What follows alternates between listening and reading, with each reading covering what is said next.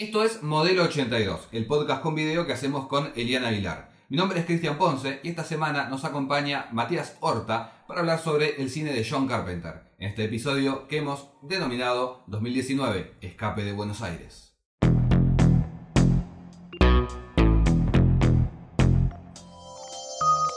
Hoy en Modelo 82 vamos a hablar de un director muy particular porque si bien hace casi 10 años que no dirige nada, o por lo menos que no dirige un largometraje, porque dirigió un par de videoclips, tiene ahora una segunda vida de compositor.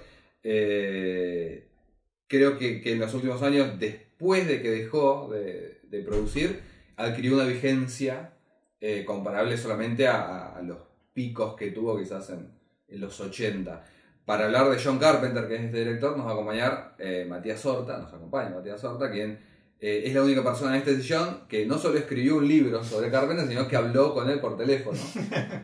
Muchas gracias, Matías, por acompañarnos. No, un placer, la verdad, chicos. Muchas gracias por invitarme. La verdad que un privilegio, además.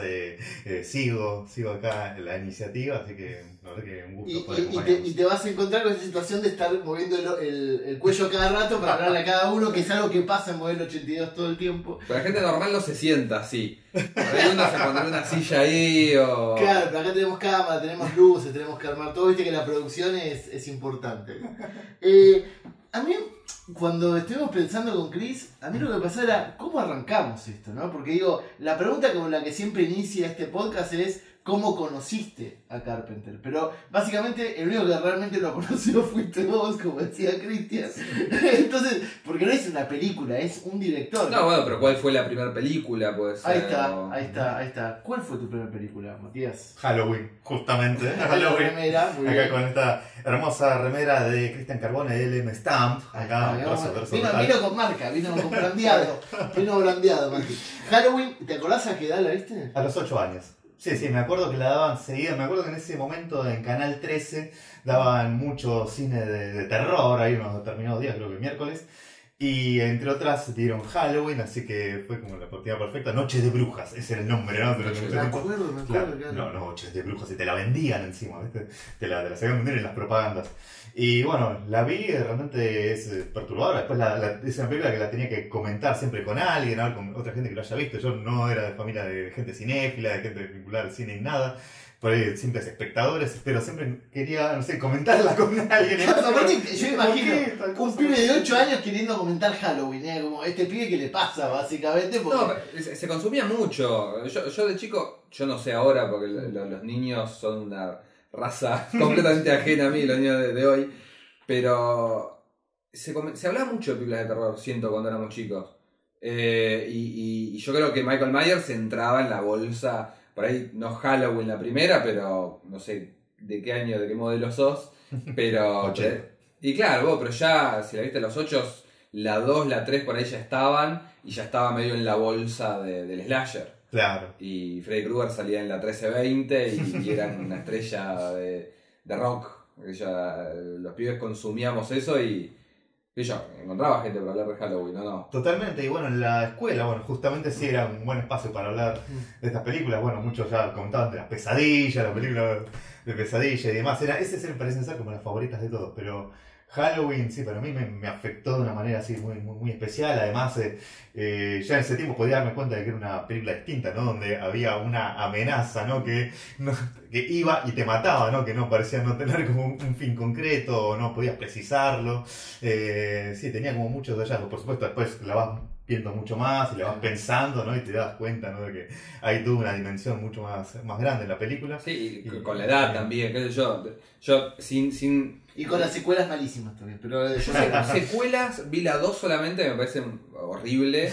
Y la 3 que me gusta mucho. Si bien... es otra cosa. Es otra cosa, es imperfecta. Pero... Vos tenés un tema, Chris, con las películas imperfectas. Pero de chico me gustaba mucho y en casa se cantaba mucho la cancioncita. Sí. Silver Shamrock.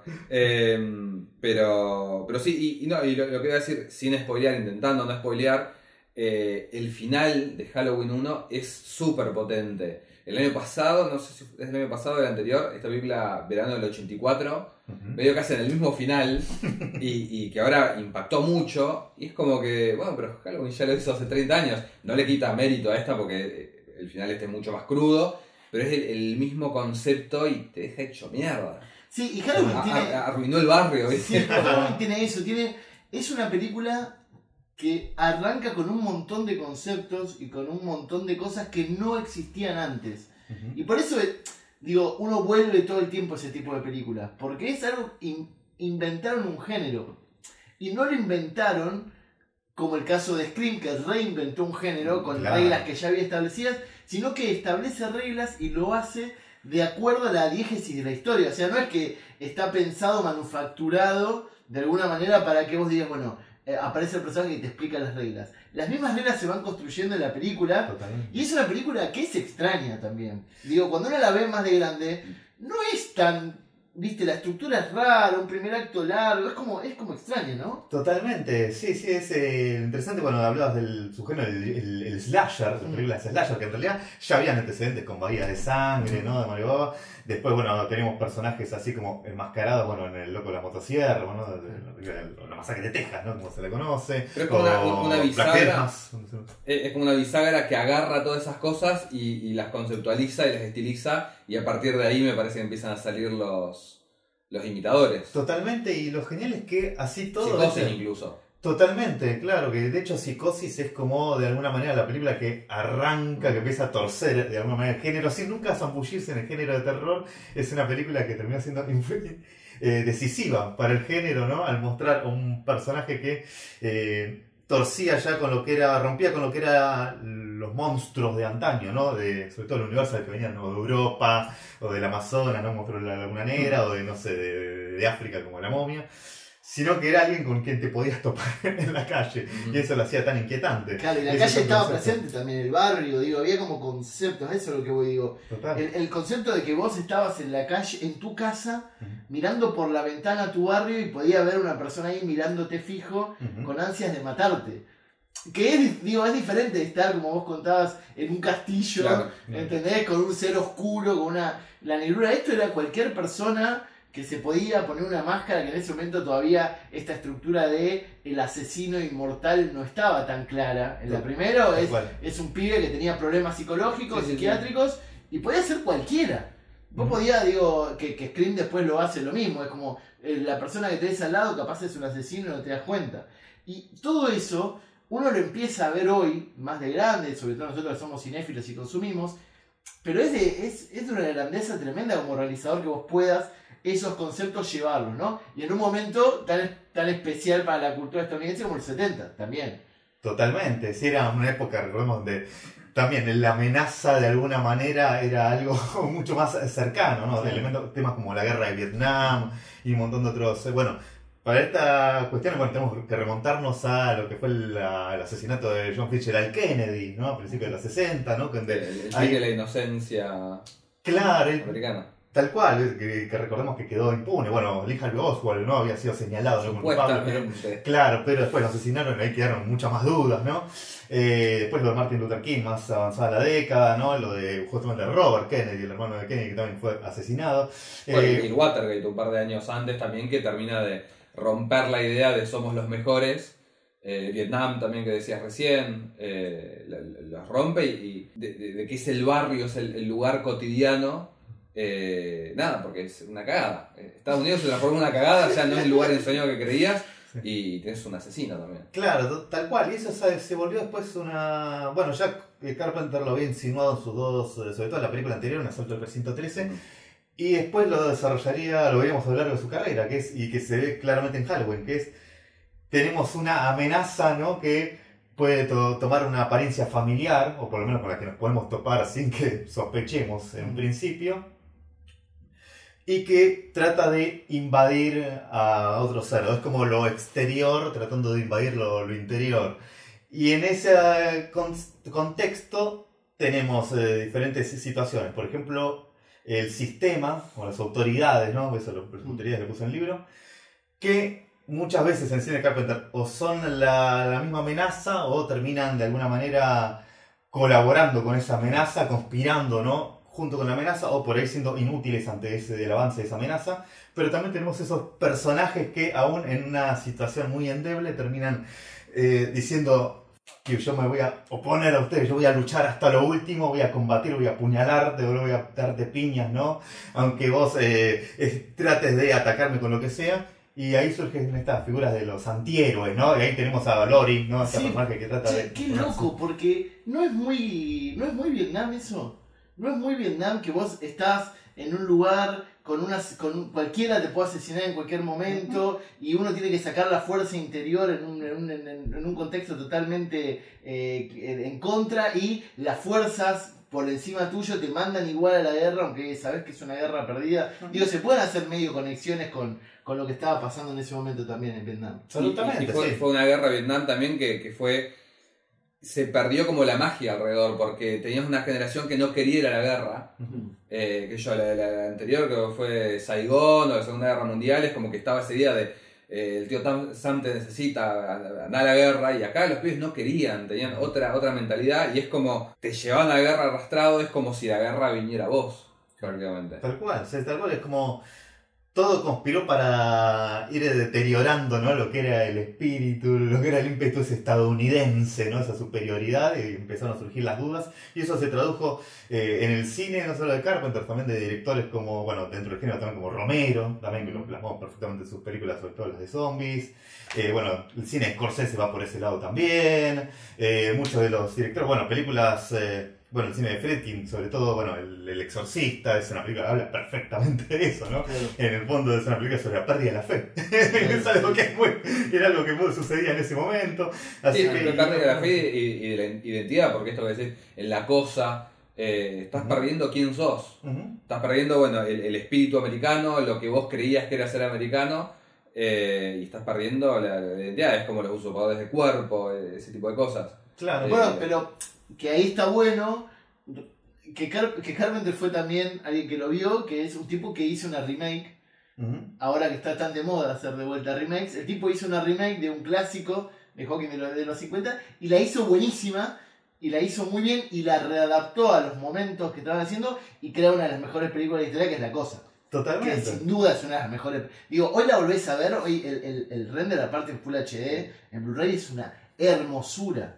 No se puede creer. No se puede creer lo que los colores, las texturas, es como... Yo creo que es la mejor película de Carpenter. Es una, sí, sin duda, una de las que más nos asustó en la vida, las que más nos deja pensar. Además es un perfecto balance también entre un terror mucho más psicológico y uno mucho más gráfico, mucho más explosivo, como fue también mucho del terror de la década, así que fue mucho más splatter, ¿no? Si se quiere. El presupuesto más grande que tuvo, capaz también, ¿no? Uno de los presupuestos, además, una producción grande de Universal también, sí, fue una de las películas más caras.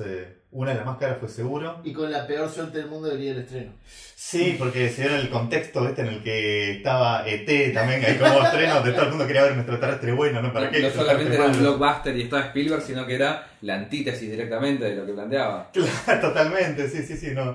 La cosa sin duda no traía paz, no traía un mensaje positivo. Y es genial cómo Carpenter tomó que estaba, la historia estaba basada justamente, ahí tenemos el libro donde está el cuento, El visitante del espacio, de John W. Campbell, en el que se basó la película producida por Howard Hawks, producida supuestamente dirigida también por Howard Hawks en los 51, y que Carpenter retoma para adaptarla esta vez, y de hecho es un poco más fiel la versión de Carpenter.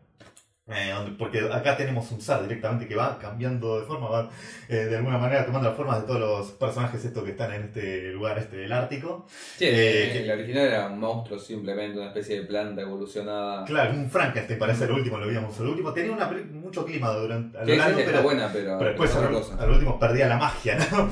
Y acá en cambio juega por ese lado y termina siendo una película muy fiel a lo que es esa impronta de Carpenter, que como conté, bueno, está el tema de la amenaza de lo de afuera que va hacia adentro, y es genial porque acá específicamente es uno de esos casos donde el encierro es donde sintetiza perfectamente esta clase de situaciones, ¿no? De lo exterior que quiere invadir lo interior.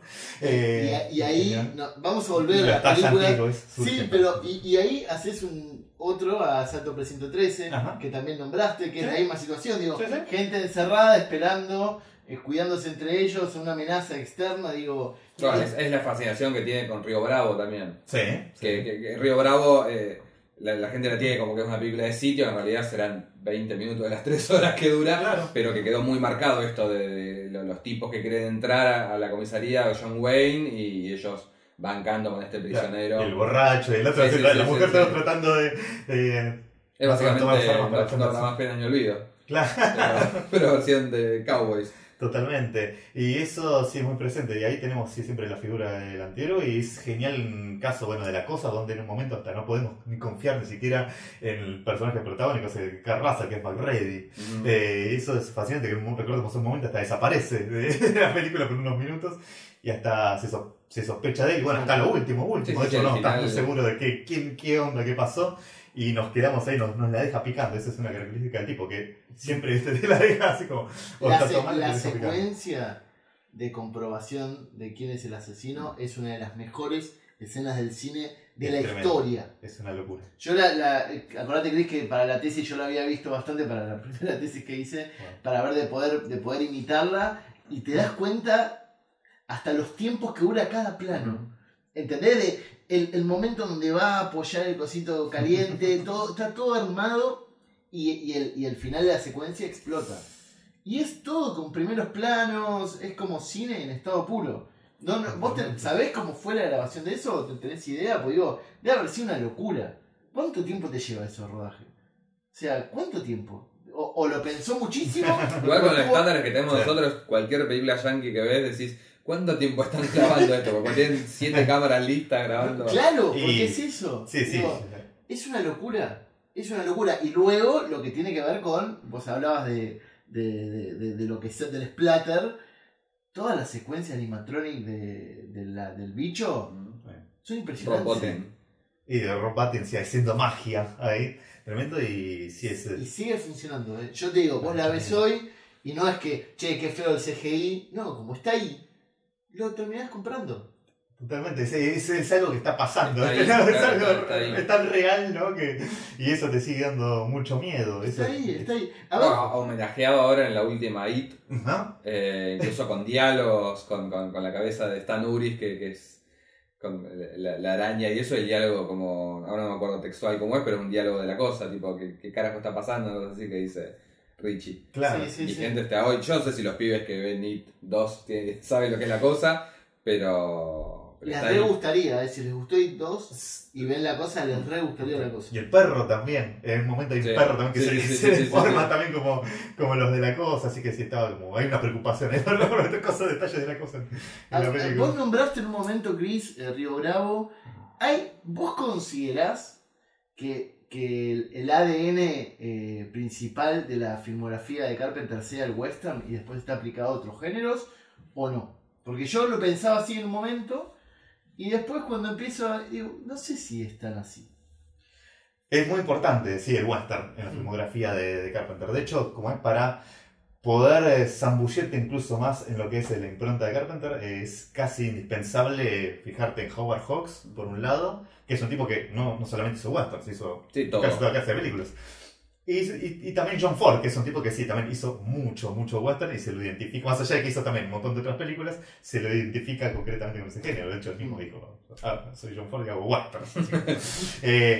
Pero sí, lo que tiene que ver mucho con las figuras del antihéroe, del tipo este que va y hace su laburo y sin esperar ninguna medallita ni nada, ¿no?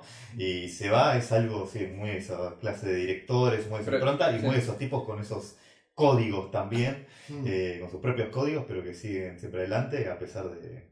Y hay una cosa el sistema se les ha... estética también, es como los 50 para Lynch, siempre va a haber algo medio en la música, qué sé yo, el 90% de los protagonistas de Carpenter deben de usar botas. Ujú. Sea John Trent de La Boca del Miedo, John Nava, siempre la bota y el jean está ahí. Y bueno, aunque no tenga la estructura de un western, que si bien They Live o La Boca del Miedo tienen super estructura de western, tiene elementos. Decís, bueno, este es un cowboy. O incluso, no sé si tanto... Sí, está el esquema de John Wayne, pero el antihéroe ese también de los spaghetti western también. Porque recién hablas, hasta el final no sabemos si si McReady es la cosa o no. Yo creo que el par de diálogos que tiene al final con la mala leche que tiene él y la actitud que tiene, eso te termina de descartar que sea la cosa definitivamente, porque el personaje es así. Pero el negro puede serlo. ¿Sí? El negro sí, como es el... Porque Kid. negro. Pero porque también tiene, el personaje es muy inteligente, tiene una personalidad más nada. ¿Viste? Es como duro así, qué sé yo, y McReady es súper canchero y tiene esa actitud Carpenter que la casas desde el principio.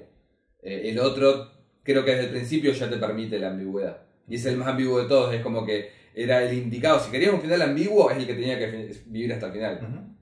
Tal cual, y pensar que es una película que en su momento le habían trastocado un poco el final como para ser más tranquilizador. De hecho, hasta se llegó a pasar, llegaba esa versión que era terrible. Te jodía toda ese impronto donde te contaban que el tipo al final derrotaron al bicho, pero te mostraron al final el perro ahí, otro perro, caminando yendo ahí por la tarde diciendo desconfíen de que tengan la y toda esa boludez. Pero mejor que hace con esa versión. Eso, Qué invasión de entender de los superpoderes del cuerpo, todo eso. Tiene como. Al final mala onda. La Guerra Fría. Ya sé que no tiene que ver con Carpenter, pero sí. ¿Te gustó la secuela? Precuela. La precuela, secuela. La hizo con Mary Elizabeth Winstead. A mí me gustó. A mí me gustó también, Me gustó. Está bien, es como un tributo. Es como un tributo encubierto hacia la de Carpenter, sí, sin duda. Está bien, a pesar del. El sellino es tan molesto, pero todo está más o menos disimulado. Hay como una mezcla, ¿no? Entre efectos prácticos. Sí, que en realidad se había grabado todo con efectos prácticos y creo que regrabaron un millón de cosas con CGI porque a los productores no les cerraba, no lo sé. Dios mío. Por favor, siempre lo mismo, ¿viste? Es como el karma. Los productores son los que se equivocan para esas decisiones. Yo creo que peca de lo mucho que muchas precuelas que terminan siendo más grandilocuente con la nave al final y todo eso, Claro. Que lo pide el argumento en realidad porque vemos el agujero de la nave y la nave no está, Claro. pero creo que es como la del exorcista de Schrader también, que es súper exagerada para lo comprimido que es la película original. Claro, yo nunca vi la precuela y luego la original, como para entender Claro. si el tono se cambia mucho. Y la que sí me gustó es la remake de Asalto al Precinto 13. Está muy bien. Pero de verdad, Y sigue siendo muy afín al espíritu de Carpenter, porque tal vez recordemos que no son pandilleros los que tienen tomado, los que están rodeando justamente el precinto, sino son policías. Policías corruptos. Policías corruptos, y sigue siendo esa impronta sigue siendo muy afín al cine de Carpenter, siempre donde el sistema no puede ser de la amenaza o puede colaborar con la amenaza. Así que, y además está muy bien desde el rubro actoral y demás, así que está. Sí, me acuerdo que la vi después de haber visto la original, que la tenía que ver por un trabajo de la facultad, y dije, me voy a comer un garrón, y dije, no, está re buena. La escena del helado está buenísima. Es una. Inesperadísimo. Sigue siendo pero perturbadora. Y es un director de género, Carpenter. Sí. Pues vos lo decís muy libremente, pero digo, ha hecho varias cosas, ha tocado temas de ciencia ficción y todo, pero yo nunca termino de entender bien cuál es su búsqueda. No termino de entender. Por eso les preguntaba primero si era en realidad un director de western y que luego usaba otros tonos, otras historias, otros géneros para contar siempre lo mismo. Porque digo, ha hecho ciencia ficción dura, o sea, hizo Fantasma de Marte, hizo... Pero también hizo Asalto al Precinto 13, que no sé qué es. Es un thriller. Es un western urbano, podemos decir. Bueno. Urbano. De hecho, es como una especie de precursor también de eso. Y después el western futurista, ya más con Fuga de Nueva York. Bueno, y fue. Hay mucha comedia también, porque Dark Star es una comedia pura y dura y Big Trouble in Little China también. Peliculón, Es una comedia. Hablemos un poquito de esa Gema. No es casi otra de esas cosas que vimos 80 veces en la tele en nuestra generación. Sí, Yo era un punto ciego para mí. Yo la vi recién en el 2012. ¡No! Que me pasó algo muy, muy raro, ya que estamos hablando de las tesis. Este es el capítulo de las tesis. Mi tesis es de un camionero que ripio camionero detective, resuelve misterios. Little China es una de las películas preferidas de mi novia. La vio 1.000.000 de veces. Yo no sé por qué nunca la vi. Y si bien la pasaban en Cinecanal y qué sé yo, cuando la veo, le digo, ¿vos me estás cargando? Le digo, hice la tesis de un camionero que le cosas sobrenaturales. Y estaba esta película que yo la podría haber usado como punto de partida por un montón de cosas. No me di cuenta. Y era prácticamente eso. Pero una película que después de esa primera vez la vi 2 o 3 veces y es divertidísima. Es lo más. Y tiene esa mezcla es súper adelantada porque tiene el posmodernismo de todo vale, medio también la onda de Búcaro Banzai, todo vale. Y hay monstruos, y hay fantasmas, y hay... No, y la cultura oriental, Uh-huh. que digo, la occidentalidad siempre le fue medio, o sea, es poco afable la orientalidad, viste que es como que siempre, o la tiene como la otra edad, como está ahí, es una cosa extraña. Acá está totalmente metido en la historia y entras de una en el código y está buenísima. Claro, sí, la cuestión oriental la explotaron después, recién más o menos, a partir de Matrix y demás películas. Pero en ese momento no, era algo mucho poco explorado. Además, el antihéroe ese tenemos, Jack Barton, el de que Russell es un tipo que en un momento hasta termina siendo como medio, no tan heroico, ¿no? No, termina siendo más protagónico, más heroico el segundo de él. Claro. Y él se transforma en el alivio cómico casi. Sí, un personaje simpático. Sí, ¿no? sí, sí. No, y las escenas de acción están muy bien grabadas. Ajá. Que digo, yo no me imagino a Carpenter como un director de acción. O sea, Igual, sí. no, pero digo, acción, poderes, rayos. Es una locura. O sea, es la película ideal para que nosotros, que cuando teníamos 10 años, verla en la tele, yo me acuerdo que flasheaba. Era maravilloso. Y no veía a Carpenter. Y hoy, aún en esa película, no veo tanto a Carpenter. Veo más a Spielberg, ponerle en esa película. Puede ser que sea la película más Spielberg de... ¿No? Pero igual sí. Empieza a pensar, Igual claro. tiene una reverencia que Spielberg por ahí no tiene, no quiere plasmar, así que todavía sigue siendo así bastante atrevida, así, ¿no? Que por ahí son subproductos de Spielberg, por ahí, pero Claro, no de tampoco. Joe Dante, ponele. O un Joe Dante, sí, más esa onda, ese estilo, un John Landis también, puede ser más, por ahí más cercano a esa clase de directores. Pero así todo, sí, podemos encontrar todavía a Carpenter ahí con sus antihéroes y sus amenazas, ¿no? Y sus conspiraciones. Así que Sí, eso es esa- realmente fascinante. Una cosa medio Flash Gordon también, los villanos, ¿viste? Es como... Digo, las referencias son muchísimas. Y se nota que tiene mucho cine encima. Totalmente, sí. Yo creo que los directores de esa generación eran súper cinéfilos. Justamente mucha de esta generación de directores nacieron en los 40 y fueron chicos en los 50. De hecho, Dante dijo, los 50 era la mejor década para ser chico, ¿no? Y se criaron, bueno, por ahí Lynch ya tenía más otra impronta, pero igual muchos se mamaron por ahí lo que era la cultura de ese momento, ¿no? Con los autocines, ¿no? Con las películas, muchos de género, las películas de Marciano, ¿no? Que sean los 50, ¿viste? Que hablaban también de la Guerra Fría, o sea que ya había como una lectura, ¿no? Encubierta ahí. Y después con los cómics, también, sobre todo los cómics de DC, recordemos todos, de terror. Claro, el baúl del horror, claro. O sea que, bueno, Carpenter es un tipo muy hijo de lo que era toda esa cultura. Bueno, Romero también, de eso lo vemos también en el cine de Romero. O directores también como, bueno, Spielberg también, pero más con una impronta mucho más humanista, ¿no?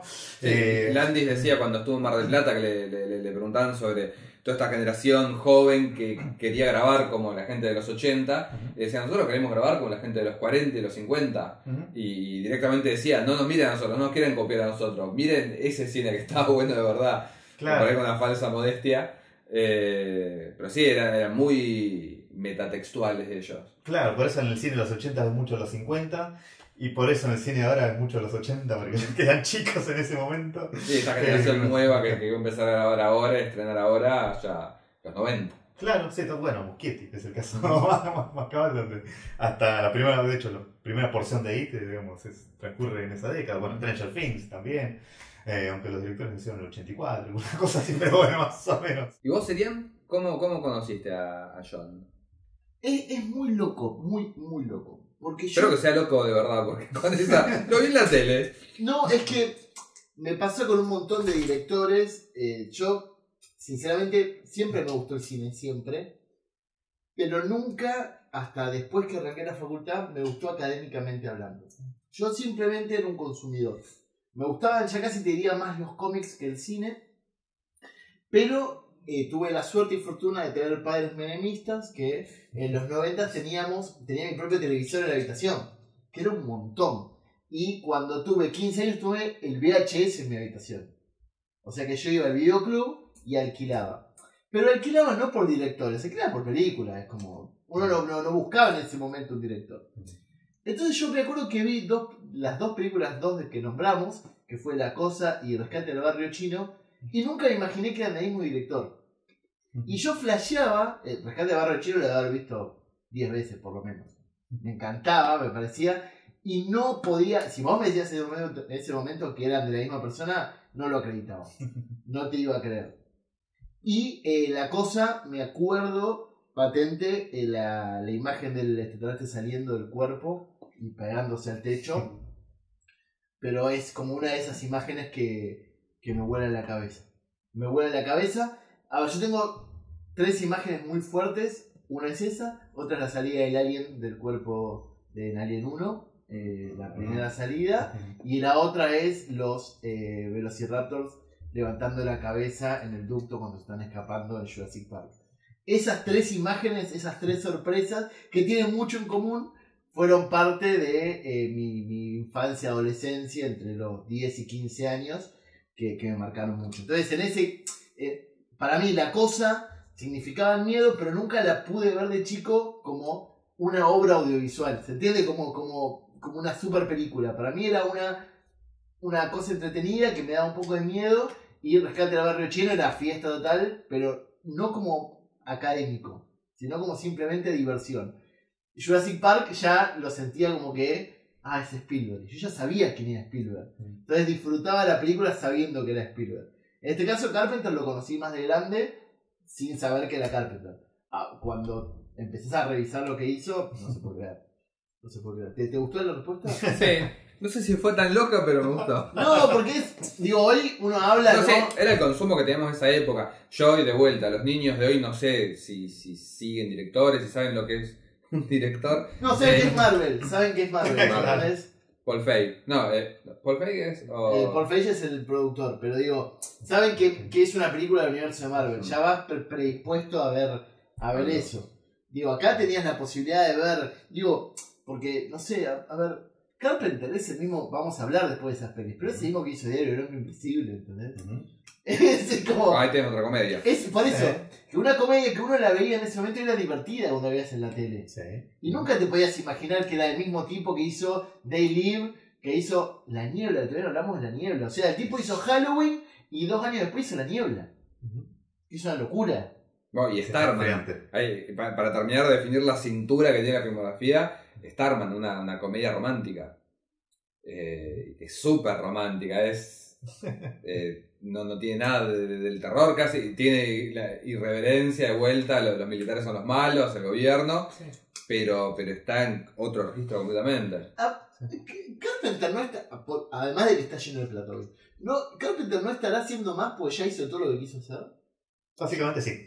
Sí, de hecho, ¿en serio? una vez lo dio a entender, sí, como okay. Que ya está el tipo, de hecho hasta, creo que Mick Garris, hasta cuando vino acá, medio que dijo algo parecido, como que el tipo ya está contento, él prefiere hacer lo suyo, y por eso cuando lo convocó para Masters of Horror, así como el tipo, medio que no le dijo que sí de una, sino que, bueno, que lo convenció por las libertades que podía tener, pero estaba tranqui, tipo. Pero está medio, no sé si resentido, pero yo creo que se hinchó las bolas. Hubo unos tweets que había puesto Guillermo del Toro en un momento, que en una de esas escenas de Masters of Horror le había preguntado, che, ¿y vos estás contento de que ahora los chicos vean La Cosa y la amen? Dice, la verdad que me chupa un huevo, el momento que podría haber hecho plata con esa película no la vio nadie. Ahora qué me importa que le guste a la gente. Claro. Yo creo que el chabón tiene medio un personaje también. Es un cowboy, él es un cowboy, claramente. Sí. Y bueno, y tiene esta segunda vida como que yo creo que lo está re disfrutando, porque también es un cowboy, pero también con un montón de ídolos rockeros. Esta segunda vida que está teniendo como rockstar, con sus discos y tocando en vivo y eso, capaz que hasta le está dando más satisfacciones eso que por ahí dirigir algo. Sí, es lo que disfruta. Recordemos que él hace la música también de la mayoría de sus películas, que en realidad él siempre contó que fue más por una necesidad, ¿no? Más que porque muchas veces, como él empezó a trabajar también desde la última independencia, incluso en Dark Star, él mismo ya empezó, bueno, ya el tipo ya componía, ya hacía música, no empezó a hacerla a partir de las películas. El padre del compositor, ¿no? O profesor de música. El padre, claro, profesor, y tocó con Roy Orbison, con tipos así. Y bueno, él también tenía una formación musical al principio y lo aplicó a la hora de empezar a hacer las películas. Ujú. Hacer la música él mismo, pero así como podía hacer un montón de otras cosas. De hecho, él también, el montaje lo hacía también él al principio. Y una música Así que, súper sí. sencilla por ahí desde la necesidad, de tanto en lo compositivo como en los instrumentos, y que ahora se volvió icónica porque el synthwave y todo eso que está súper de moda ahora surge de algo que era algo súper mínimo en esa época, algo que el director hacía porque tenía que editar la película y hacer todo al mismo tiempo. Claro, sí, con un par de notitas el 3 te hacía algo realmente atemorizante. Vos, Chris, sos bastante fanático de la música de él, ¿no? Sí. Yo tengo... Recién estaba pensando cuándo fue que descubrí quién era John Carpenter. Y no sé si fue por la revista SFX, la española, que me di cuenta de que había visto casi todas las películas y que me encantaban todas. Ellos tenían como entrevistas y te ponían abajo, una opinión de él de cada película. Ahí me di cuenta de que era el director de Christine, que era la primera que yo había visto y que en aquel entonces sí ya era fanático de Stephen King, y dije, claro, me empezó a cerrar. Y si no, había una serie también que se llamaba Los Directores, que pasaban por MGM. Sí, era genial. Y que ahí también tenía un montón de entrevistas y también me ayudó a cerrar el concepto. Pero sí, yo durante mucho tiempo decía medio en chiste que era, cuando te preguntaban quién es tu director preferido y tu menos preferido, decía John Carpenter para las dos. ¿Por qué ¿Por me qué? has preferido? ¿Por qué? Y porque hay un Porque par los que... dos nos pusimos, nos cruzamos de brazos mirándolo, ¿viste? Como, ¿por qué? Yo, El Príncipe de las Tinieblas es una película que me cuesta muchísimo. Me cuesta cada vez menos con el tiempo porque también aprendí a mirar otras cosas, pero en su momento cuando me puse a completar, digamos que la alquilé en video incluso antes de estudiar la carrera y lo que sea, fue una película que me costó mucho. Tiene una estética muy rara, y El Hombre Invisible también es una película que en su momento no me terminaba de cerrar, pero nada, bueno, y las últimas, Vampiros, la verdad que no me gusta, Fantasma de Marte tampoco. Ahora vamos a ver eso un poco igual. Entonces bueno, no sé si daba para decir realmente que era mi director menos preferido, pero había algunas cosas que por ahí en contraste con las otras, que me gustaban mucho, me descolocaban del todo. Chevy Chase. Chevy Chase meets John Carpenter. Eso, ¿entendés? No tiene sentido. En ese momento no debe haber tenido sentido tampoco. Y bueno, pero Claro. Kurt Russell, él lo agarra, era un chico Disney, era como agarrar a Zac Efron ahora. Kurt Russell era un pibito lindo de la tele, que creo que lo primero que hacen que es la de Elvis. Juntos a la de Elvis, sí. Y él lo transforma en un héroe de acción. No era el Kurt Russell que tenemos hoy de Guardianes de la Galaxia, que ya está súper armado. Claro, lo convirtió en un duro de la pantalla. Con John Wayne. Pero, No, pero digo, claro. pero digo, piénsenlo de esta manera. Hoy, ¿qué actor de comedia se podría encontrar con qué director que no haga nada de comedia para crear algo parecido a lo que fue Chevy Chase con Carpenter? ¿Entendés? Es como... Sería raro. Claro. Sería raro, porque hoy hay pocos directores de la talla de Carpenter. No, pero ya en ese momento, estamos hablando de Diario de un hombre invisible, 92. Sí. Digo, ya venía, ¿entendés? Darkstar que es 76. Darkstar es del 74. 74 y Halloween 78. O sea, ya tenía sus 15 añitos de hacer películas copadas. Pero que nunca me termina de pegar, me parece, ¿no? Tiene un súper malograda. Es como que cuando parece que le va a pegar, le estrenan ET. Claro. Sí, la pegó con Halloween, esa realmente fue la pegada, que se convirtió de hecho durante mucho tiempo, fue la película independiente más exitosa, ¿no? Claro, mucho, creo, ¿no? Hasta Las Tortugas Ninja, fue en el 90, la primera película de Las Tortugas Ninja. Peliculón, ¿no? Y... Igual independiente entre comillas, porque tenía New Line atrás que ya eran la casa de Freddy. Y claro, iba camino a convertirse en un peso pesado, pero en ese momento se la consideraban todavía una productora más independiente. Bueno, después con Warner, que hizo un lazo y demás, pero... y después con muchas películas, empezó a trabajar con sus estudios y demás, pero siempre tuvo como mala suerte. Después, de hecho, en el libro cuando le preguntaba por este tema, decía, la historia de mi carrera. Así como, se estrena y después la película no funciona, pasa desapercibida, después, pero con el tiempo empieza a ser revalorizada. Bueno, el caso más dramático fue la cosa, así que era una apuesta muy, muy grande y sí, terminó mordiendo el polvo y además se encontró con que la gente en ese momento quería un ET bueno, un extraterrestre bueno y no quería mala leche. E hizo una casi una franquicia de la nada, que fue Escape de Nueva York y Escape de Los Ángeles. A mí Escape de Los Ángeles ya me parece mucho. ¿No? Casi todo sí, se la sigue bancando y sigue siendo teniendo una mala leche feroz. Ok. O sea, vos veo que lo vas a defender a muerte con todo. Yo tratando de encontrarte la vuelta, pero no. Porque Escape de Nueva York es una muy buena película. Es una gran película. Y para mí es una película que debería darse en escuelas de cine para explicar cómo con poco se puede contar mucho. Porque el tipo arma... El ingenio. Claro, arma todo un universo gigantesco posapocalíptico mostrando lo menos necesario. Lo dije mal. Como mostrando lo poco que tenía, porque no tenían mucho para ofrecer. No era que tenías un estudio gigantesco donde podías hacer un montón de cosas. Y sin embargo... Un barrio que se había quemado, me parece En San Luis, es como que hoy es como Los Olvidados, que vayas a grabar a Epecuén y utilices todo eso para crear toda una idea de que todo el mundo se fue a la mierda.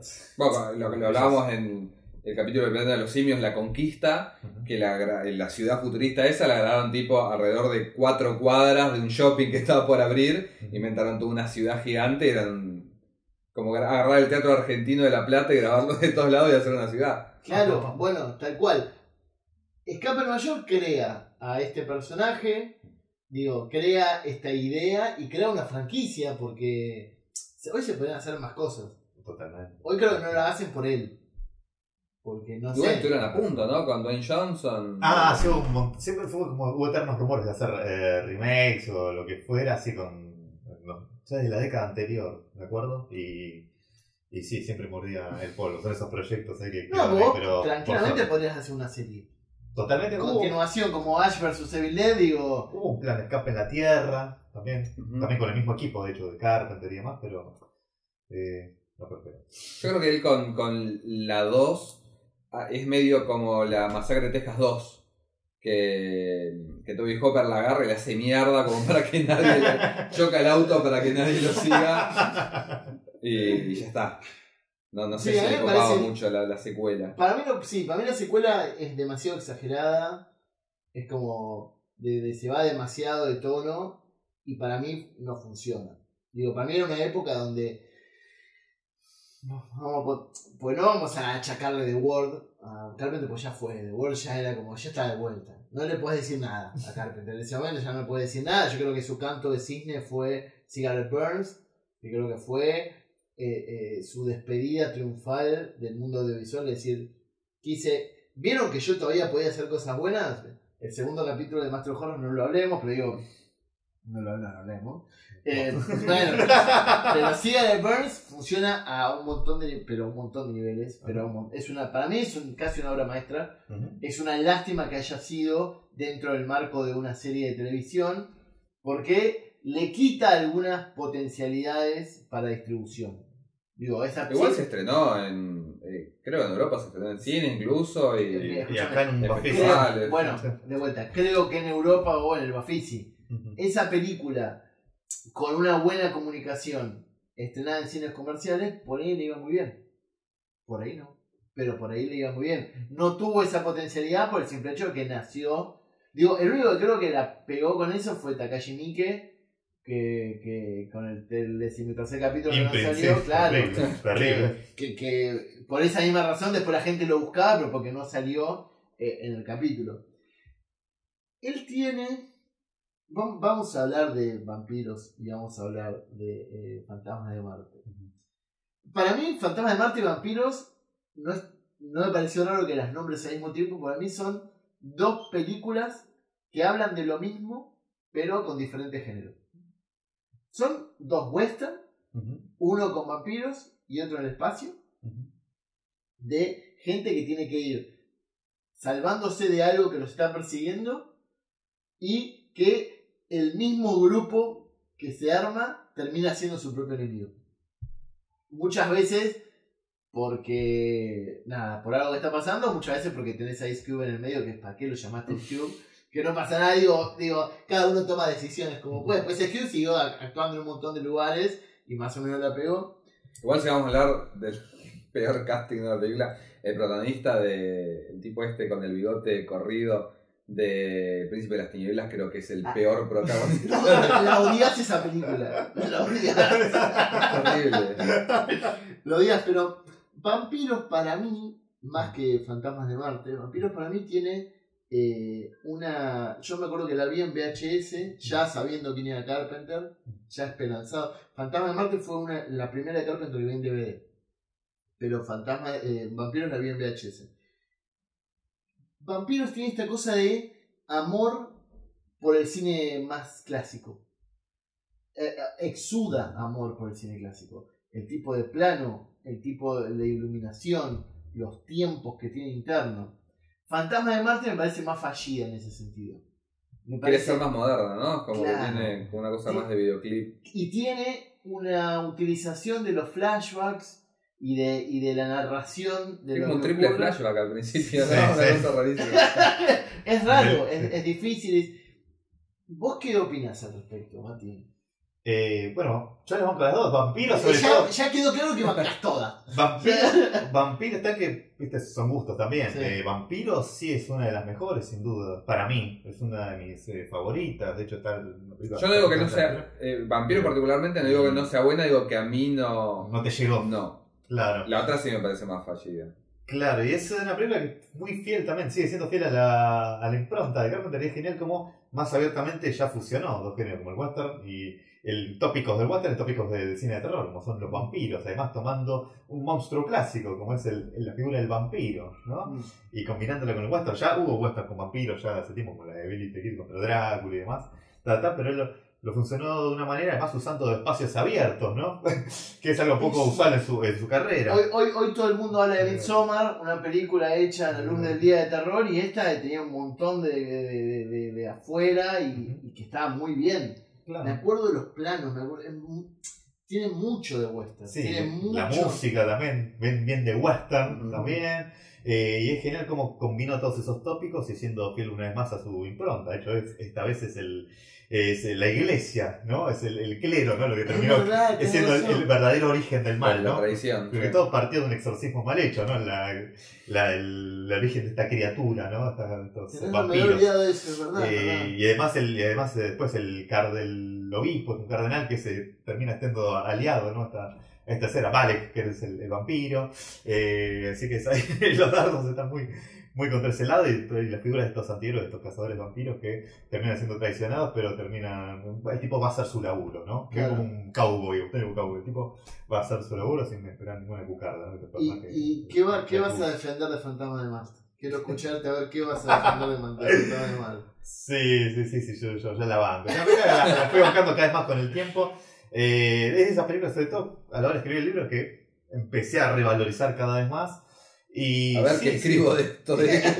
No, pero me di cuenta y pensando además de que tiene sus valores, sigue siendo fiel a la impronta de Carpenter. Podríamos definirla incluso como una mezcla entre Asalto al Precinto 13, ¿no?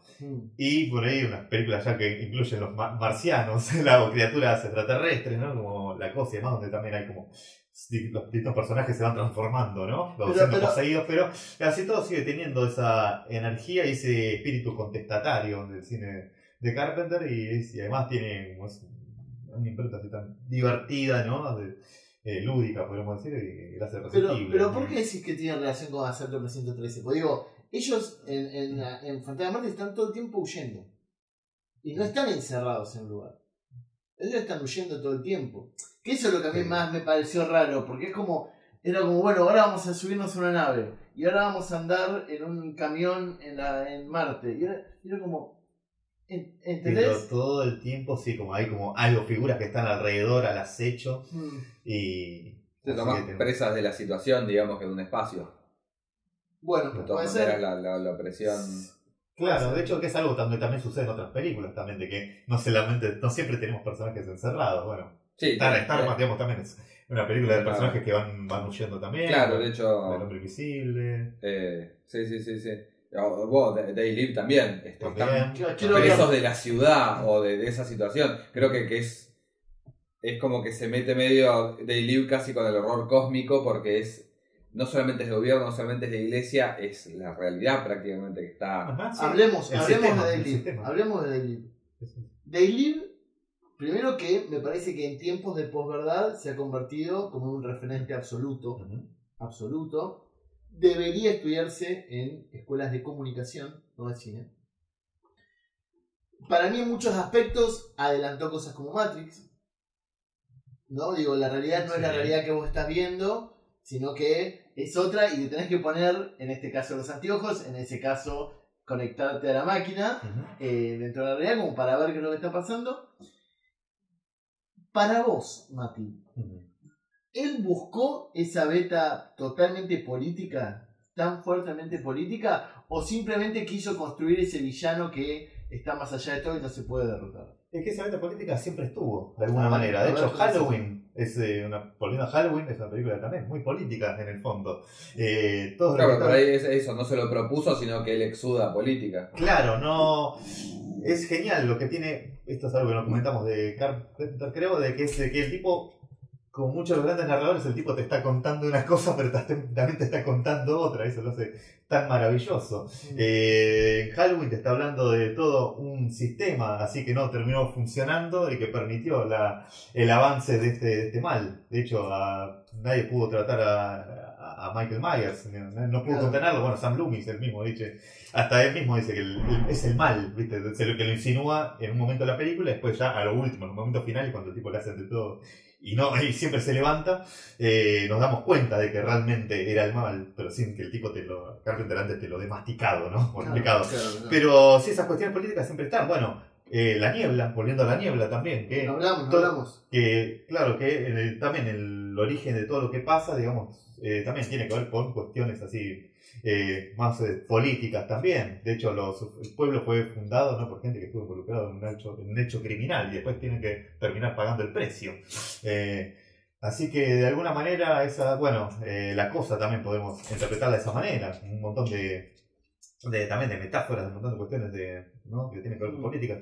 Pero sí, sin duda es mucho más abierta. Bueno, Fuga, el mismo presidente, ¿no? Ese que también es el principal, el que tiene un montón de secretos ahí. Todo parte, ¿no?, de que el presidente es el que se cae en la isla y tienen que ir a buscarlo porque tiene algo muy preciado. A la gente, porque el final parte de eso. Al tipo no le importa nada el presidente y por eso también la venganza. Claro, claro. Es un tipo mucho más. Hay una política belicosa. Bueno, también es así la otra fuga de Los Ángeles. Pero sí, sin duda, Tay Libre, la película es mucho más decididamente política, más, ¿no? Explícita. Mucho más, sí, más decididamente contestataria, ¿no? Donde te dice el sistema está corrompido, ¿no? El sistema está totalmente contaminando a la gente, ¿no? Qué difícil, porque digo, él forma parte del mismo sistema. Y hacer películas es parte también de ese mismo sistema. Entretener, en cierta manera, se puede usar en el buen sentido para contar historias y perpetuar la cultura a través de las imágenes, o adormecer a la gente, o mentir, o crear nuevas realidades. Y The Leap lo que hace es desnudar esos procesos y esos mecanismos. Y yo no recuerdo muchas películas que hagan esto. Digo, Matrix me parece. ¿Qué pasa, Dr. Cristian? Voy a decir algo muy polémico. A ver. Yo creo que Carpenter está muy inspirado en una obra muy, muy parecida a The Leap, 4 años antes, una miniserie llamada Invasión Extraterrestre. Muy, muy misteriosa, sospechosamente inspirado. Porque de vuelta ahí tenemos, también que en B es más explícito, vienen los aliens, pero también te esconden, hay una cuestión de poder y hay una resistencia que surge desde el mismo pueblo, desde las clases bajas. Los únicos que van a defender, porque el gobierno se doblegó, los militares se doblegaron, la policía, no puedes confiar en nadie de los que confiabas antes, no hay nadie que te cuide, está el pueblo y hay una resistencia armada. Yo tranquilamente The Leap podría ser una especie de secuela de B. Podría ser. Yo digo que no. ¿Por qué digo que no? Porque en B lo que habla es la resistencia al poder, y el poder ejercido casi políticamente hablando, ¿no? Digo, los que controlan tu día a día, los que controlan tu normalidad. Para mí, a lo que ataca The Leap es el consumismo, que no es lo mismo. Igual, bueno, es la era reaganiana más centrada, pasaron 4 años. Parte de la esencia es parte de vuelta, por eso digo, es parte de la esencia, pero es más complicado que un Leo, una persona que no tiene demasiado estudio académico sobre cómo es la comunicación y cómo el consumismo determina todo lo que tiene que ver con la cultura, que no le es tan afable. ¿Por qué dije afable 2 veces en este podcast? No sé. Es tan afable esa lectura. En B es mucho más simple entenderlo. Pero es la evolución, porque es el mismo poder. Sí. El consumismo es el poder que te está diciendo, vos necesitas esto. Consumilo, te dice. Hay alguien atrás de esos carteles que te dice, consumilo, reproducite. Pero no es el poder. Es otra cara del poder. No es el poder real para el público común, a eso es lo que digo. Digo, vos, para vos el poder real es el gobernante, el poder real puede ser tu jefe, el poder real puede ser tu madre y tu padre, pero no las grandes corporaciones que te quieren obligar a consumir algo. A eso es lo que voy. Te dejé pensando, ibas a decir algo. No, básicamente que sí, que tiene sí, esa manera en que te quieren comer la cabeza, ¿no? Los extraterrestres de Taylor. Sí, sigue teniendo que ver, ¿no? Con una herramienta fuerte del poder, así como justamente que tiene que ver con eso, con ese capitalismo tan salvaje. Claro. Pero que sí, que sigue siendo como algo... Es un marketing político, es marketing político. Un brazo importante del gobierno de Reagan, sí, totalmente. Ahí está, bueno, sí, ahí puede ser, pero digo, hoy tenemos más claro que hay 2 vertientes, donde una es las grandes corporaciones y la política. Y nosotros hoy sabemos que las corporaciones casi dominan la política y que la política domina nuestro día a día. Entonces, nosotros estamos todo el tiempo, lo que hace Matrix, ¿no? Esta discusión sobre que el poder existe y que el que está enfrentado a ese poder termina siendo parte de la misma maquinaria, como que es un pensamiento filosófico, pero en este caso, lo que hizo Deleuze para mí fue saltear el medio, que es la política, e ir directamente a las corporaciones. ¿Se entiende lo que digo? Y me parece mucho más disruptivo y mucho, hasta digo incluso, nada, es casi tirar una bomba, ¿entendés? Una molotov, lo que hizo. Porque sí, muy adelantado, porque es lo que pasa hoy. Hoy nos gobiernan las grandes corporaciones, que yo lo vinculo de vuelta, que es otro tema muy recurrente en Carpenter, con el auge que hay hoy por hoy con el terror cósmico. Le tenemos miedo a algo que no sabemos qué es y Google nos domina la vida. ¿Y cómo se llama el presidente de Google? ¿Sabés? Zuckerberg lo tenés un poco. Bezos porque tiene un nombre gracioso, te lo sabés, el de Amazon. Claro. Pero son cosas que nos dominan la vida y que no sabemos quién está atrás. Ya no es el presidente que lo puedes putear y nadie dice Google, no vuelvas más. Está tan metido y está metido en nuestra vida y nos controla y nos dice qué es lo que queremos consumir, porque nosotros decimos, me escuchó el teléfono porque yo estaba hablando de tal cosa y ahora me sale la publicidad. O ya viste esa publicidad ayer y por eso estabas hablando hoy de eso. Yo creo que se adelanta ahí como 30, 40 años. Sí, totalmente, y por eso digo que es un buen documento para que gente que trabaje de comunicación o de marketing político o lo que sea, lo pueda ver. A mí lo que me sorprende es que haya sido estrenado en cines con un director reconocido, donde vos sabés que va a haber público que ya lo va a ver la película porque es un director reconocido, y que haya logrado romper ese esquema, que para mí Matrix, yo siempre voy a decir, Matrix me parece una de las películas más revolucionarias del cine, porque lo que cuenta por debajo de gente quedándose en el aire mientras la cámara da vueltas, que es un recurso estéticamente espectacular, de fondo tiene pensamientos y planteamientos filosóficos hiper fuertes, y que si vos realmente los pensás y te activa alguna idea, ya es otro mundo diferente, y me parece que eso está bueno. Había salido hace un par de años, ¿no? O más de un par de años, una que se llamaba Branded o algo así, que tenía el mismo planteo, como que los carteles en realidad eran criaturas, ¿no se acuerdan? No. Una medio independiente, pero creo que estaba tipo Malcolm McDowell o alguno así. La voy a buscar. Pero era tipo un tipo que empezaba a ver esa realidad con una estética quizás más Matrix, pero el contenido era muy They Live y por ejemplo veías como si fuera ahora 9 de julio y Corrientes, que están todas las marquesinas y qué sé yo, pero el tipo las veía y eran criaturas directamente que se alimentaban de la atención de la gente. Qué bueno, la voy a buscar. Brand o Branded, una cosa así. Casi como cuento de Philip Dick. Claro, sí.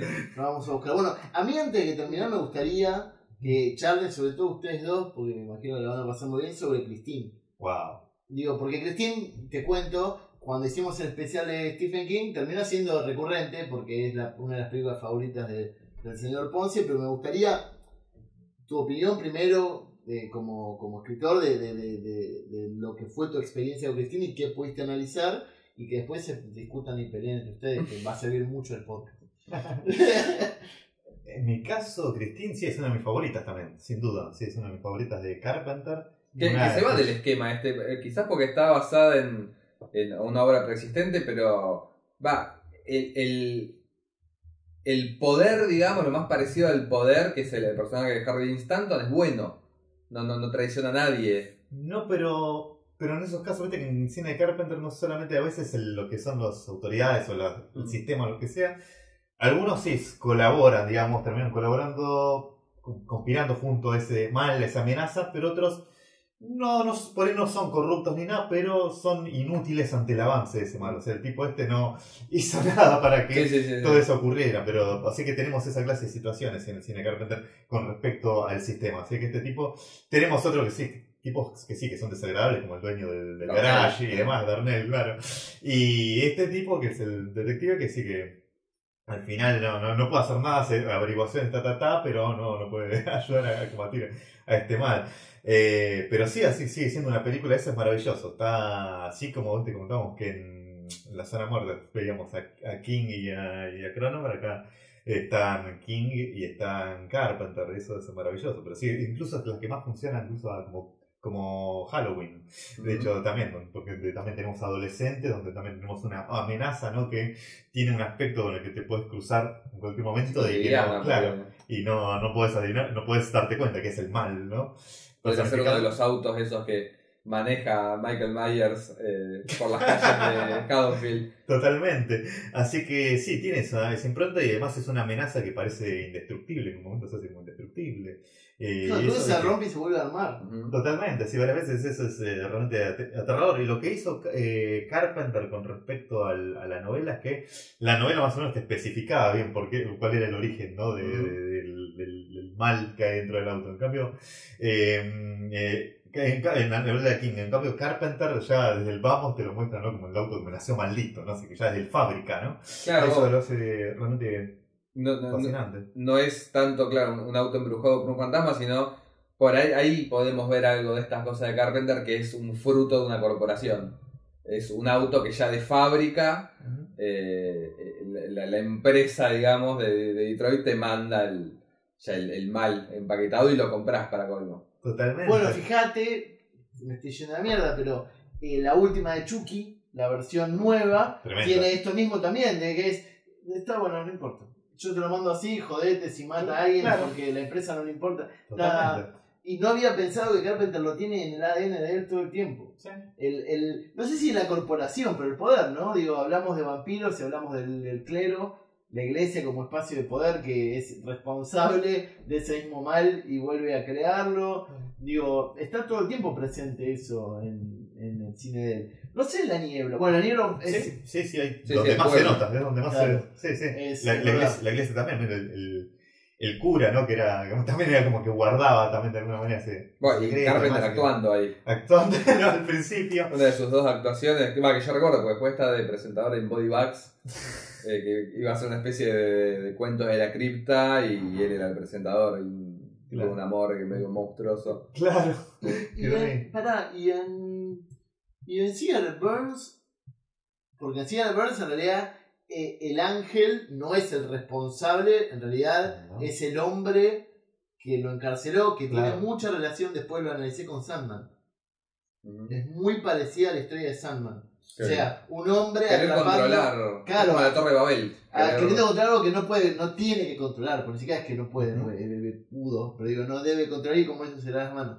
Pero claro, creo que ahí no lo tiene esto del poder por el poder mismo. Pues digo, en Asalto 303 está claro, en Asalto Nueva York está claro. Vieron que toda esta película está claro cuál es. Bueno, hasta en Diario Un Hombre Invisible está claro que el poder es el que persigue y el que es responsable y además esconde la verdad. Sí. En Cigarette Burns no está eso. No, y otra, yo creo que Cigarette Burns de alguna manera es más una sola persona, como podría ser el caso de Sutter Kane, que no quiero que se pase el podcast sin mencionarlo, porque yo estoy ahí, depende del día, es o Christine o En la boca del miedo, mi película favorita de Carpenter, que ahí también es poder de vuelta, porque es un tipo que puede cambiar la realidad, pero es el poder de un artista. Porque es un escritor que crea todo un universo a su alrededor y que ese universo se transforma en un universo real. Es un estilo extraño de poder.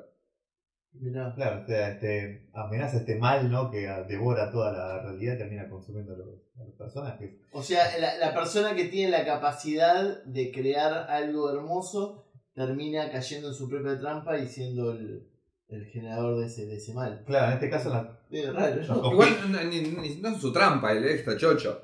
Él quiere que el mundo sea azul y es azul. Claro. Está en su salsa. El que pierde es el tipo que no creía en esa advertencia de última. Por ahí de eso habla, porque en las películas anteriores creo que los protagonistas se dan cuenta a tiempo y logran enfrentar ese mal. John Nada encuentra los lentes y enseguida se da cuenta de lo que está pasando. Pero Trent, de La boca del miedo, hasta el último momento dice, no, esto es una boludez, esto no es la realidad, y se lo come vivo eso. Es como, date cuenta a tiempo porque nos están pasando por el río. Nos faltó hablar de alguna peli que ustedes sean muy, muy fanáticos, porque yo de mi parte ya estoy de películas, porque me gustaría preguntarles cuál es su favorita. Lamentablemente sé cuál es la respuesta de ustedes dos. O sea que faltaría casi la sorpresa de la mía, pero... ¿Cuál es tu película favorita, Arián? Y La Cosa, sin duda. Sin duda me parece una película... Yo creo que es la mejor, pero con las otras tengo un lazo más... Bueno, pero eso... A mí me pasó, perdón, terminar de ver En la boca del miedo, terminar de verla a 12 años, que se termina el gozo, quedarme mirando la tele solo en mi casa y mirar por la ventana a ver qué onda, qué estaba pasando afuera. Está lleno de locos porque ese juego me volvió loco, el metatexto de el tipo está viendo la película que vos estás viendo. Sí.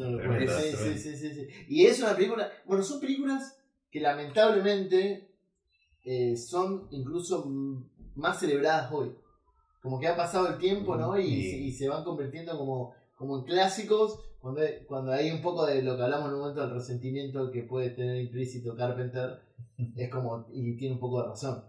Porque son películas... La boca del miedo es una película del Club del Miedo de Space. La gente, el 90% de la gente que la ha visto acá en Argentina la vieron ahí, o alquilándola, pero sí, es una película que a mí no me entra en la cabeza. Entras en Rotten Tomatoes y tiene 55% de críticas positivas. Digo, ¿por qué? No hay que confiar en eso. ¿Qué le ves de malo a esta película? No hay que confiar en eso, aparte... Pero son críticas de la época incluso. Es una película que no fue bien recibida en el 94. Pero de vuelta, por todo lo que hemos hablado en este podcast, él nunca estuvo de la mano del tiempo. Siempre estuvo un poquito más adelantado. Y cuando ya estaba bien, se iba un poquito para atrás. Como en el caso de Vampiro, donde hace una película hiper clásica de western, en momentos donde ya eran todo, ya empezaban los tiros y la colla golda. A ver si estoy bien. Cristian, tu película favorita es Christine, de Carpenter. O La boca del miedo. Y la tuya es Halloween. Y es la película con la que yo me metí, me zambullí. Vieron que si tuvieran que elegir otra, vos una tercera, Cristian. Me gusta. Hoy te diría, sí, o Halloween o Starman. Starman es una película que me gusta mucho. Mati, si tuvieras que elegir una película además de Halloween. Podría elegir varias, pero... Una sola. Podría mencionar La Cosa también, que es una película también que más me asustó en la vida y también una película que también te dispara millones de cosas y es un ejemplo de cómo, bueno, podría hablar un montón de cosas más, pero bueno, solamente digo que mi película. Bueno, a ver, siento eso, que La Cosa es él con un montón de presupuesto haciendo las cosas bien. Y yo creo que, lamentablemente, por la coyuntura del estreno, no tuvo posibilidad luego de contar con tanto presupuesto para seguir haciendo las cosas bien. Bueno, Starman tuvo mucha plata. Tenía a Michael Douglas atrás, ¿no? Produciendo. Era uno de los productores, sí. Y quiso hacer ET, porque dijo, bueno, ¿quieren un extraterrestre bueno? Tomá a... ¿Cómo se llama? Bridges. Y tampoco le gustó a la gente, tampoco la fueron a ver. No, llegó tarde. Claro, es como... O muy adelantado o un toque atrasado. Y yo Asalto en el barrio chino. Tremendo. Pero por la misma razón, Chris, de ese cariño de chico, de verla de chico, y la que, ahora que lo estoy pensando, la voy a buscar para comprar. No voy a bajar. En Full HD, todavía no la vi en renderizada copada. No sé si será todavía mágica o se notará mucho. Habría que ver cómo No sé si está en el pack hace un tiempo salieron remasterizadas en 4K, Fuga de Nueva York, y no sé si no estaba también. Porque la verdad que cuando vi la cosa, si ustedes no la vieron, véanla en 4K o en Full HD porque es... No dormimos nunca más otra vez. No, pero realmente se nota el trabajo de fotografía que tenía la película ya de por sí. Que en VHS uno lo veía espectacular, en 4K que muchas veces hay películas que no resisten ese paso, es como que la rompe. ¿Nos quedó algo, Cristian Ponce? Comentamos muy por arriba y le daría como apenas una vueltita al tema de esta etapa de él como músico, porque bueno, arrancó sacando Lost Themes, que era que decía, bueno, estos son temas de películas que nunca hice. Estuvo tan bueno que sacó una segunda parte que para mí es mejor todavía, sacó la antología que volvió a tocar los temas clásicos, que por ejemplo, bueno, el de... Hay gente que lo bardea porque es medio un afano a Enter Sandman de Metallica, pero el tema de la boca del miedo es increíble. Sí. Que después entendés que, claro, el riff era de uno de los de Kings, que es el padre de su ahijado, entre comillas, que está en la banda con él, y Cody y su hijo también están ahí. Y vos decís, claro, tenía todo el rock posta, no era solamente... y bueno, y lo que para mí es lo mejor que tuvo Halloween, la de Gordon Green, que yo la esperaba con mucha manija porque las series que ha hecho me gustan mucho, la película me decepcionó bastante, pero el disco es increíble, la banda de sonido que hizo es alucinante. Y hoy hace giras y va a festivales de cine a tocar sus temas, es tremendo. Sí, yo estoy esperando que venga un personal o algo así, porque lo han llevado tipo en España estuvo, tanto en Sitges, pero estuvo también en un festival medio de música electrónica. Sí. Acá, tráiganlo a Lollapalooza, qué sé yo, que venga. Ojalá. Está muy bien. Bueno, Mati, nos encantó tenerte. Se nota que a los dos nos gusta mucho, ¿viste? Creí que como estuvimos los dos muy copados. Realmente podríamos hablar mucho más, realmente podríamos analizar mucho más, pero nos parecía como mejor meternos y que él o la que esté escuchando esto diga, uy, che, esto no lo vi, esto quiero verlo. Realmente creo que es un director que podés meterte de lleno en su filmografía y encontrar cosas muy buenas, o Fantasmas en Marte, que puede pasar, no pasa nada. ¿Qué ibas a decir? Perdón, no, y los cómics. Está escribiendo cómics ahora. Es un tipo que no para. Sacó uno del Joker ahora. Nada, o sea, podríamos seguir una hora más quizás. Sí. Bueno, vemos, podríamos hacer una segunda parte más adelante. ¿Qué se puede contar? Vos escribiste un libro sobre Carpenter. Hoy se encuentra, ¿de qué editorial? Vender un poco. Sí, el libro Encerrado toda la noche es de John Carpenter, que está acá. Lo pueden ver en la visión de video enfrente del micrófono. Sí, un libro que salió en el año 2012, ya está virtualmente agotado, igual buscando por ahí lo van a encontrar. Pero la idea es hacer una reedición del libro, que no va a ser solamente reeditar lo que ya está y actualizar con lo de los discos mencionados y demás, sino volver a todo lo anterior y perfeccionarlo. No podría decir exactamente cuándo va a estar, pero ojalá sea pronto, pero estoy muy ansioso por volver a sumergirme otra vez de lleno en Carpenter y que el libro quede todavía mucho más pulento. Y tenés en este momento el segundo libro, que es sobre Cronenberg, que se llama Cuerpos fuera de control, el cine de David Cronenberg, que también editado por Cuarto Menguante, y también está ya teniendo su recorrido ahí hubo unas presentaciones, bueno, en la Biblioteca Nacional, ahora en el Festival de Mar del Plata. Así que ya se ven como cosas muy polentas, bueno, están saliendo también notas en un montón de lados, así que la verdad que muy contento. Y te podemos encontrar en la sala llena, escribiendo. En la sala llena, en la revista Miradas de Cablevisión, también con mi nombre, María Soto, me encuentran en las redes, Facebook, Twitter, Instagram. Perfecto. Así que sí, trato de estar lo más activo posible. Está muy bien, muchas gracias por haber venido. Gracias a ustedes por invitarme, la verdad que la pasé muy bonito. A todos los que estén escuchando esto, vayan a buscar las películas de Carpenter, realmente vayan a buscarlas.